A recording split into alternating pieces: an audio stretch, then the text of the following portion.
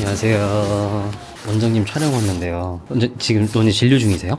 네. 지금 방금 환자분 들어가셔가지고 그럼 좀 기다릴게요, 제가. 시간이 한 3, 40분 정도 기다리실 수 있는 괜찮으시죠? 그렇게 오래 걸려요? 한 분이죠? 한 분인데 그렇게 오래 걸려요? 한 분이신데 네. 지금 초진분이셔가지고 그럼 좀 기다릴게요. 알겠습니다. 감사합니다.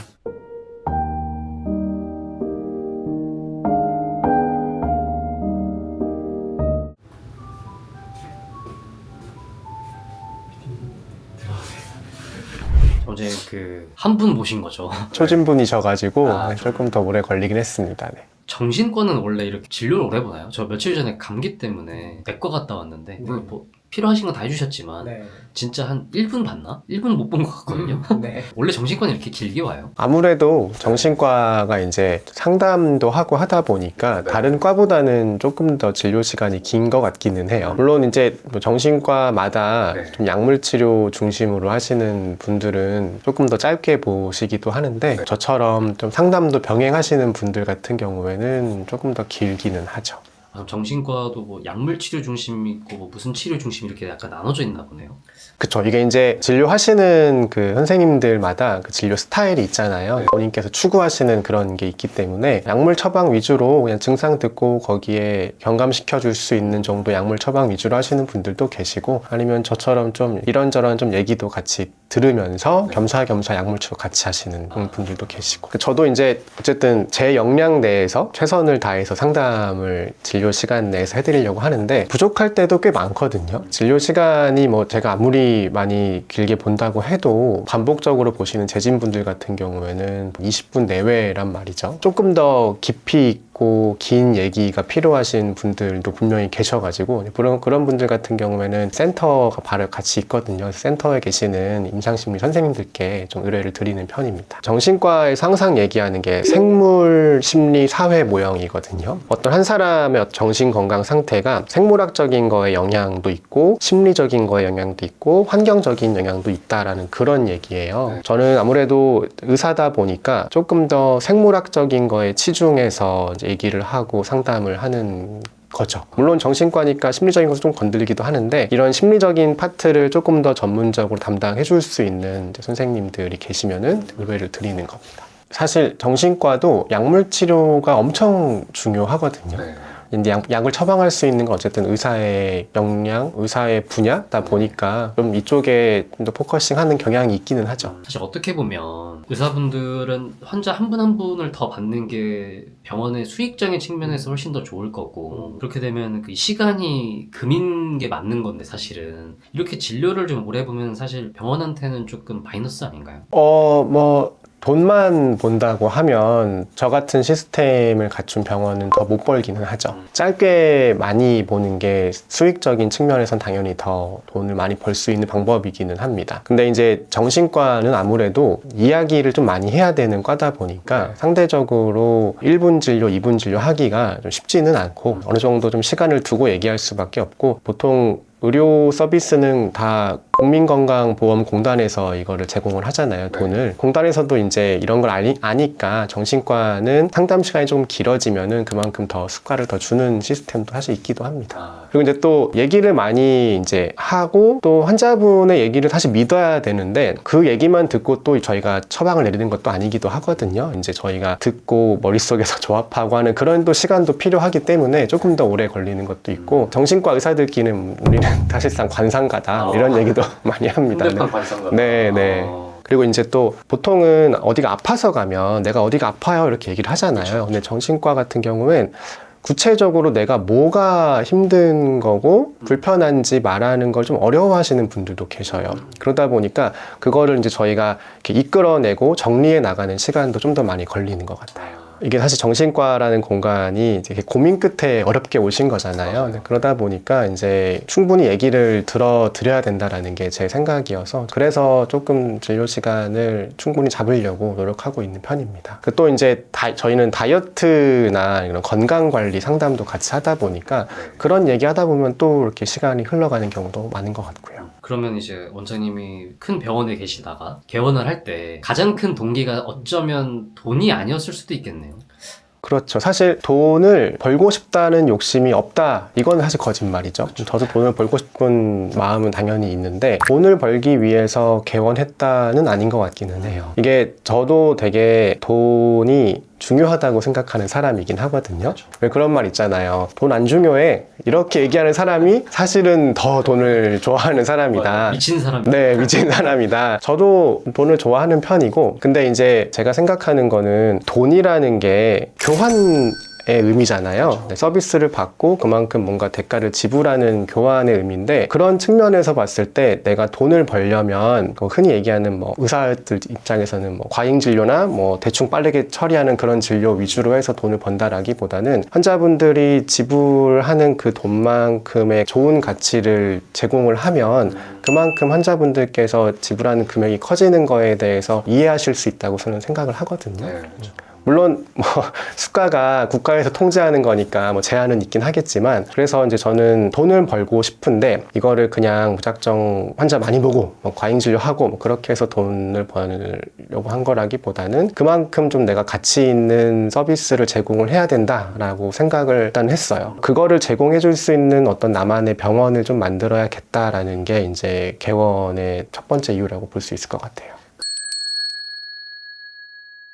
그러면 원장님이 방금 말씀하시는 것처럼 나의 그거를 이제 구현하는 병원을 만들고 싶다라고 하셨는데 대표적으로 좀 뭐가 있을까요? 이게 이제 정신과랑 다른 과랑 가장 큰 차이가 치료 자체가 그 약만으로만 이루어지지 않는다는 게 좀 가장 큰 차이인 것 같거든요. 정신기능이라고 하는 것이 어떤 생물학적인 거 영향을 받는 것뿐만이 아니라 뭐 심리적인 것도 영향을 받고 그다음에 환경적인 것도 영향을 받을 수밖에 없잖아요. 예를 들면은 가족 사이가 나쁜데 기분이 좋을 수가 없겠죠. 그리고 뭔가 남들이랑 이렇게 비교하는 그런 심리가 있는 사람들이 자존감이 높을 수가 없는 것도 마찬가지일 거고요. 정신과적인 측면은 되게 심리적인 거, 환경적인 거 되게 영향을 많이 받기 때문에 저희가 실제로 수련할 때도 의사들뿐만이 아니라 이제 심리 파트를 담당해 주시는 선생님들, 그다음에 이제 환경적인 파트를 담당해 주실 사회복지사 선생님들, 이렇게 좀 팀으로 같이 진료를 했었거든요. 그러다 보니까 그게 좀 다른 과랑 가장 큰 차이여서 이런 서비스를 그래도 좀 제공해 줬으면 좋겠다, 이런 생각이 있었던 것 같아요. 다른 과처럼 의료진들끼리만, 뭐 의사, 간호사끼리만이 아니라 다른 파트에 있는 선생님들이랑도 같이 협업을 해야 되는. 그렇죠. 네. 그럴 수밖에 사실 없는 과인 것 같기도 하고요. 근데 이제 제가 막상 수련병원에서 나와가지고 이제 전문의로서 일을 하다 보니까 아무래도 대부분의 이제 개인 의원 시스템이라는 게 그냥 진료실 안에서 얘기하고 약물 치료 짧게 보고 이렇게 하는 시스템이다 보니까 치료가 잘 안 되는 경우도 많고, 되더라도 재발도 좀 잘 되고 하다 보니까 환자분 보는데 안타깝고 저 스스로도 무기력감도 많이 느끼고, 그러다 보니 뭔가 이런 시스템적인 거를 약간은 좀 개선을 하는 병원을 만들어야 되지 않을까, 이런 생각을 좀 했던 거죠. 그래서 어떻게 하면 이런 걸 좀 제공을 해드릴 수 있을까 생각해 본 게, 첫 번째로는 그러면 정말 그때 수련병원에서 했던 것처럼 의사들 말고 다른 파트 선생님들이랑 협업을 해야겠다라고 해가지고 이제 센터를 같이 이제 운영을 하기 시작한 거거든요. 그래서 좋은 우리 임상심리 선생님들을 이렇게 모셔가지고 저희가 좀 제공해드릴 수 없는 진짜 좀 깊은 상담 같은 거를 의뢰드리는 거죠, 그분들께. 두 번째는 이제 정신과라고 그러면 마음, 심리, 그리고 그러니까 뇌, 여기에만 좀 국한되어 있고, 인식이 저도 사실 그랬거든요. 근데 제가 이렇게 공부도 좀 하고 실제 이렇게 경험도 좀 하다 보니까 신체적인 어떤 요소들, 그러니까 우리 몸이죠. 몸의 요소들도 우리 뇌 기능에 굉장히 영향을 많이 주는구나라는 거를 경험하기 시작했어요. 이제 관련돼서 막 책도 많이 보고, 이제 정신과가 메인이 아닌 이제 다른 과 학회들 있죠. 그런 학회들도 막 찾아가서 들어보고 되게 공부를 좀 많이 했었거든요. 그래서 이제 제가 아무래도 좀 생물학적인 거에 포커싱이 되어 있는 사람이다 보니까 직접적인 뇌 자체를 다루는 거 외에도 신체적인 것도 좀 같이 다뤄서 결과적으로는 뇌 기능도 조금 향상시킬 수 있는 그런 방향의 어떤 진료 시스템을 만들어야겠다, 이런 생각을 좀 했어요. 저는 이런 좀 생물학적인 거에 포커싱을 하고, 그다음에 센터를 운영을 해서 이런 심리적인 걸 다루도록 도움을 드리고, 남은 게 이제 나머지 그런 환경적인 요소인 거예요. 근데 현실적으로 가족, 친구 관계를 저희가 어떻게 막 할 수는 없잖아요. 그러다 보니까 뭐가 좀 그나마 좀 도움될 만한 게 있을까 있을까라고 했을 때 저희가 이제 집단 치료라고 하는 게 있는데 거기서 그래도 사람들이 사회적인 연결성을 좀 경험하기도 하시거든요. 그래서 그런 집단 치료 성격의 책 모임을 한번 해보자. 일단은 가볍게 책 모임부터 시작을 해보자 해가지고 이제 책 모임도 하게 된 겁니다. 네, 아까 신체적인 것도 다룬다 정신과에서 라고 이제 말씀을 해주셨는데 구체적으로 사실 어떻게 정신과에서 신체적인 걸 다루나 라는 생각이 좀 들거든요. 구체적으로 좀 어떤 것들이 좀 있나요? 사실 핵심을 먼저 말씀드리면 부족한 거는 채워주고 염증 상태를 줄여주는 거, 이게 이제 핵심인 것 같아요. 이게 이제 마음의 문제라는 게 결국에는 마음을 생성하는 거는 결국 뇌가 하는 역할이거든요. 그럼 뇌 기능이 뭔가 문제가 있기 때문에 마음의 문제가 생긴다라고 생물학적으로는 바라보게 되는데 그 뇌 기능의 문제라는 게 예전에는 도파민이니 뭐 세로토닌이니 뭐 이런 신경 전달 물질의 어떤 이상 소견으로 생기는 거다, 이렇게 보통은 이제 정신과 의사들이 인식을 해왔어요. 근데 이제 최근에는 이게 단순히 그런 신경 전달 물질의 문제가 아니라 신경 염증, 어떤 면역과 관련된 문제가 생기면서 그게 동시다발적으로 생기는 문제다, 그것 때문에 좀 뇌 기능이 떨어지는 경우도 있다, 뭐 이런 이제 연구들이 좀 나오기 시작하면서 이 신경염증 상태를 좀 많이 관리를 해줘야 된다라는 게 대두되기 시작했거든요. 만성 저강도 염증이라 그러는데 그 염증이 있으면 여드름 나거나 뭐 곪거나 그런 거 생각하잖아요. 근데 그런 거는 없는데 우리 그냥 이 몸 안에 염증성 물질들이 조금 많이 돌아다니는 상태를 의미하거든요. 보통은 체지방이 높으시거나 장 건강이 좋지 않은 분들이 이런 저강도 염증 상태를 많이 좀 경험을 하십니다. 그래서 이제 결국에는 체지방을 줄이거나 장을 좀 건강하게 하는 방향의 치료를 같이 하게 된 것 같아요.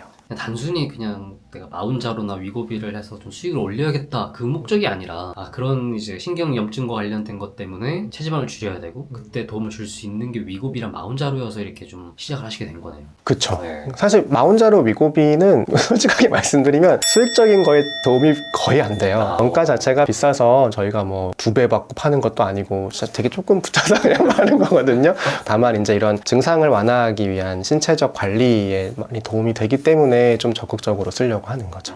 그래서 이제 몸의 대사가 좀 활발하게 돌아가도록 돕거나 아니면 진짜 좀 식욕을 조절하기 어려우신 분들은 식욕을 좀 조절을 해드리거나 그런 식으로 좀 체중 관리를 돕는 거를 우선적으로 좀 하게 되는 것 같고, 장 건강이 안 좋으신 분들 같은 경우에는 장을 건강하게 해줄 수 있는 그런 생활 습관 상담이나 아니면 일단 장 상태를 평가하는 검사도 해볼 수도 있고, 그게 조금 심하면 저희 제균 치료 같은 것도 하기도 하거든요. 안 좋은 균들 싹 좀 죽이고 새롭게 좋은 균들을 넣어주는 그런 치료도 필요하면 하기도 하고, 이렇게 체중 관리랑 장 건강, 염증 관리를 좀 해주고, 그 다음에 이제 보통 마이크로 뉴트리언트라고 하는데 뭐 비타민, 뭐 미네랄 이런 것들 있죠.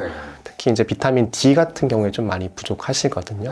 D가 부족하면 우울하기도 하고 무기력하기도 하고 약간 면역이랑 수면도 조금 관련이 있다고 되어 있어요. 그런 거 검사해가지고 부족하신 분들 있으면은 뭐 채워드리고 이렇게 하고 있습니다. 결국에 제가 정신과지만 계속 다이어트 영상을 올리는 이유도, 비만한 상태는 그냥 몸 자체가 염증이 좀 많은 상태다라고 바라봐야 돼요. 그러다 보니까 이 염증을 관리하기 위해서 체중 관리를 해야 되는데, 염증을 관리하기 위해서 살을 빼야 됩니다라고 하면 와닿는 분들이 많지 않으세요.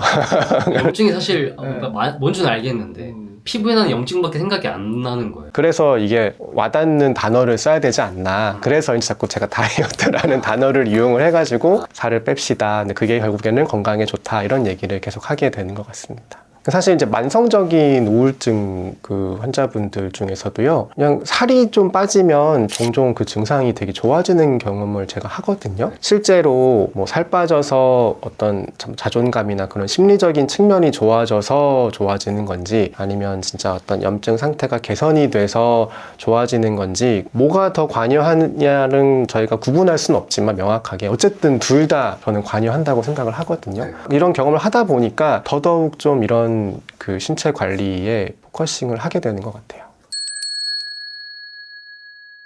오늘은 제가 이제 정신과 상담에 대한 이제 간단한 얘기를 드렸고, 제가 계속 다이어트 영상을 올리는 뭐 이유에 대해서도 말씀을 한번 드려봤습니다. 그래서 영상 관련해서든 아니면 그 외적인 거라든 뭐 언제든지 궁금한 거 있으면은 댓글 남겨주시고요. 제가 시간 나서 읽어보고 답변 드리도록 하겠습니다. 지금까지 정신과 의사 장지현이었습니다. 감사합니다.